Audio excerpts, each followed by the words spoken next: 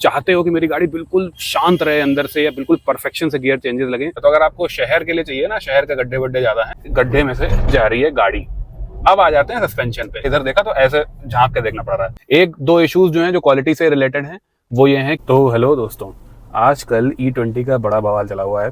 तो अब ये है कि जिन लोगों की डीजल की इतनी रिक्वायरमेंट नहीं है, इलेक्ट्रिक की नहीं है, तो वो सोच रहे हैं कि हम CNG ले लें। उसमें बेसिकली ये चीज़ होती है कि आपकी पेट्रोल में मिनिमम ही चलती है, बाकी तो CNG में ही चलती है गाड़ी। तो अब CNG गाड़ियों में ये गाड़ियाँ जो हैं हैं जिन पे ये लोगो लगा है, इनमें एक खास बात है कि इनमें आपको बूट स्पेस बड़ा सारा मिल जाता है, और भी दूसरी मैन्युफैक्चरर्स में मिलता है, लेकिन इनकी ऑलमोस्ट सारी गाड़ियों में मिल जाता है। तो ये जो इंजन और गियर बॉक्स कॉम्बिनेशन है, पंच में आता है, ऑल्ट्रोज में आता है, नई वाली ऑल्ट्रोज में, टियागो में भी आता है। तो अब हम इसकी बात क्यों कर रहे हैं भाई? नई वाली जो ऑल्ट्रोज है उसकी बात तो सभी कर रहे हैं, वो तो स्टार्टिंग में बढ़िया चलेगी, लेकिन ये ऑल्ट्रोज चली हुई है 67,000 किलोमीटर्स ऑन CNG। तो इसमें हम ये चीज़ देखेंगे कि ये जो गियर बॉक्स या पावर ट्रेन कॉम्बिनेशन है, इंजन गियर बॉक्स सब कुछ ओवरऑल मिला के, ये 67,000 किलोमीटर्स के बाद कैसे पैन आउट करता है, क्या इसमें दिक्कतें आई हैं। इवन ओवरऑल गाड़ी के बारे में भी बात करेंगे। जैसे न्यू अल्ट्रोज आई है तो उसको जब आप चला लोगे तो क्या इशूज़ आ सकते हैं, क्या चीज़ें हो सकती हैं। इशूज़ मैं आपको एक लास्ट में बताऊंगा। तो इस लॉन्ग टर्म जो हमारे रिव्यू से ये चीज़ पता लगेगी 67,000 किलोमीटर्स पे कि क्या अच्छाई है, क्या बुराई है, क्या ओवरऑल हिसाब किताब जो है वो अभी तक चल रहा है। तो लेट्स स्टार्ट द वीडियो। मैं आपको होस्ट दोस्त सुयश, आप देख रहे हैं ड्राइव शेयर में। लेट्स सी कि ये पुरानी ऑल्ट्रो CNG कैसी चल रही है अभी तक। क्लच थोड़ा हैवी लग रहा है मेरे को, ठीक है, लेकिन ट्रैवल कम है, तो लेट्स सी। जैसे मैंने पहला गियर लगाया, ठीक है, और इसको उठाया तो थोड़ा जंपी है क्लच, मतलब एकदम से इंगेज हो रहा है।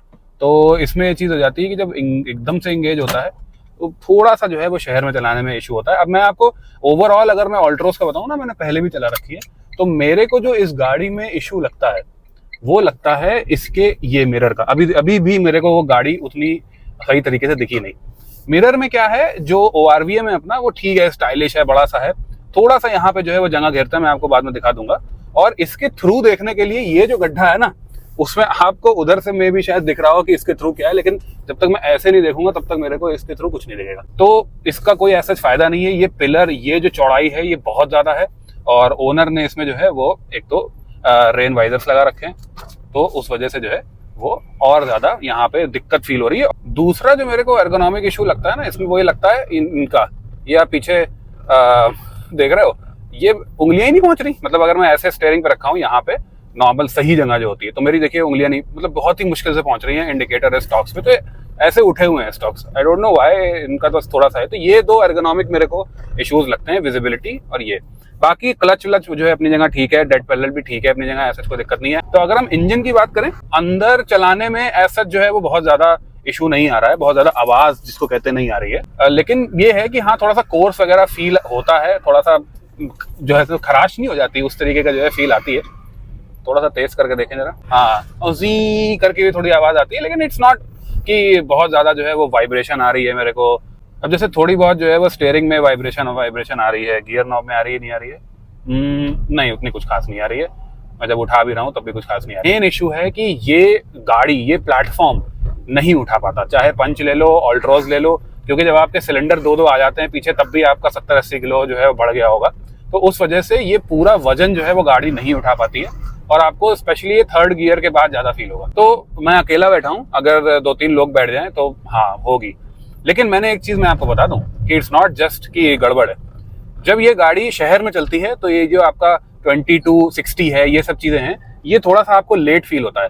लेकिन यही इंजन जो मैंने 1.2 टियागो में, इन सब में ये चीज देखी है, जब आप हाईवेज पे होते हैं तो आपका 80 to 100 क्रूज करने में इतना इशू नहीं होता है इनको। मे बी ये गाड़ियां जो है वो एरोडायनेमिक हैं, इस तरीके से हैं, लेकिन उतना इशू नहीं होता है इस इंजन को। तो हाईवेज के लिए जो है ठीक है। अभी आपको ये चीज पता लगेगी, और भी चीजें थोड़ी सी जो है वो हाईवे फ्रेंडली ज्यादा है कंपेयर टू सिटी फ्रेंडली। अब सिटी फ्रेंडली में क्यों नहीं कह रहा हूँ, क्योंकि इसका क्लच मुझे बहुत जंपी लगता है। ये मैंने गाड़ी जो है वो 2 साल पहले भी चलाई है, और उस टाइम भी मेरे को इसका क्लच थोड़ा अजीब सा लग रहा था, और आज भी ये है कि हाँ, मेरे को क्लच जो है वो इसका थोड़ा सा जंपी टाइप का लगता है। अब देखिए, मैंने इधर देखा तो ऐसे झांक के देखना पड़ रहा है, ठीक है, तो वो चीज अपने आप ही जो है वो इशू में काउंट होती है। अब दूसरी चीज हम आ जाते हैं कि इसका जो गियर बॉक्स है, तो गियर बॉक्स अगर अभी मैं देखूं, जितना अभी मैंने यूज किया तो वो ज्यादा खराब नहीं हुआ है। It's a decent gear box as such. बस ये ना थोड़ी सी क्लिक क्लिक आवाज आ रही है, मतलब ऐसा लग रहा है कि कुछ अंदर से ना तो टूट रहा है। और गियर बॉक्स जो है वो पूरा उधड़ भी चुका है। उधड़ने का मतलब ये हिसाब किताब है कि थोड़ा सा यहाँ का जो लेदरेट है या फिर जो भी गियर बॉक्स के आसपास है उसकी थोड़ी सी क्वालिटी जो है वो दिक्कत कर रही है। ठीक है, क्वालिटी में हम आएंगे, लेकिन मैं अभी गियर बॉक्स की बात कर रहा था, तो वही चीज है। अब देखिए जैसे गड्ढे में से जा रही है गाड़ी। अब आ जाते हैं सस्पेंशन पे। हाईवेज पे ये तेज चलाओ तो ठीक परफॉर्म कर रही थी, ओवरऑल बहुत ज्यादा बॉडी रोल नहीं फील हो रहा था, लेकिन शहर में गड्ढे फील हो रहे हैं। इसमें टॉप मॉडल वाले 16 इंचेस लगे हैं और ठीक ठाक जो है वो फील होते हैं गड्ढे। मेरे को थोड़ा सा ये क्रैशी भी लगा। ज्यादातर टाटा के सस्पेंशन उतना क्रैशी होते नहीं है। अभी मैं थोड़ा सा जो है वो गड्ढे में से थोड़ा सा तेजी से मैंने निकाली तो ऐसा लगा कि धड़ धड़ धड़ धड़ जो आवाज आती है ना, सीएनजी जो है आपकी सभी गाड़ियों में जो सस्पेंशन है वो स्टिफ किया जाता है। स्टिफ इसलिए किया जाता है क्योंकि ऑब्वियसली आप वेट भी होता है सिलेंडर का, लेकिन मोस्ट प्रोबेबली वो सिर्फ पीछे वाला सस्पेंशन किया जाता है। आगे वाले सस्पेंशन में क्रैशी फीलिंग आना में भी हो सकता है, 16 इंचेस वाला जो हमारा ये है उसमें है। राइड क्वालिटी जो एक तो होती नहीं कि जब हम 30-40 स्पीड के ऊपर निकल जाते हैं, छोटे मोटे गड्ढे होते हैं तो उतना इशू नहीं है, लेकिन बड़े गड्ढों में जो है वो मेरे को थोड़ा क्रैशी फीलिंग आ रही है। अब दो चीजें और, विच इज स्टीयरिंग और ब्रेक्स। तो ब्रेक्स तो बढ़िया लग रहे हैं, सच मेरे को ऐसा दिक्कत नहीं हुई अभी तक।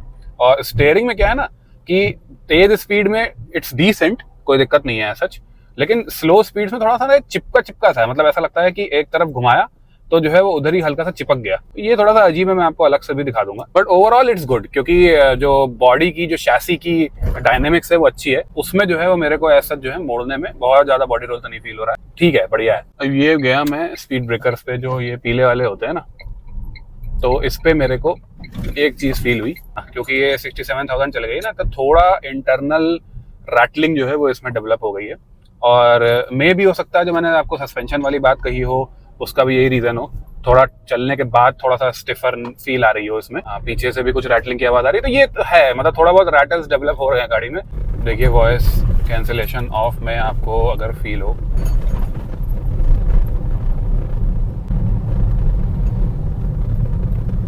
तो इस तरीके की थोड़ी रैटलिंग। तो अब कर लेते हैं मेन टॉपिक की बात, जिस वजह से हम सीएनजी गाड़ी लेते हैं। हाईवेज पे ज्यादातर चलती है, दैट इज वाई इतना चल गई 2 साल में। तो ये लगभग बता रहे हैं 24 से 25 का एवरेज देती है, ठीक है। तो अगर जो है आपके 7 या 8 किलो सीएनजी आ गया, तो आप अगर 25 भी मान के चलें तो आपका ये हो गया लगभग 175 to 200 kilometre in a tank. तो उस हिसाब से हाईवेज पे जो है वो डिसेंट हिसाब किताब चल रहा है इसका।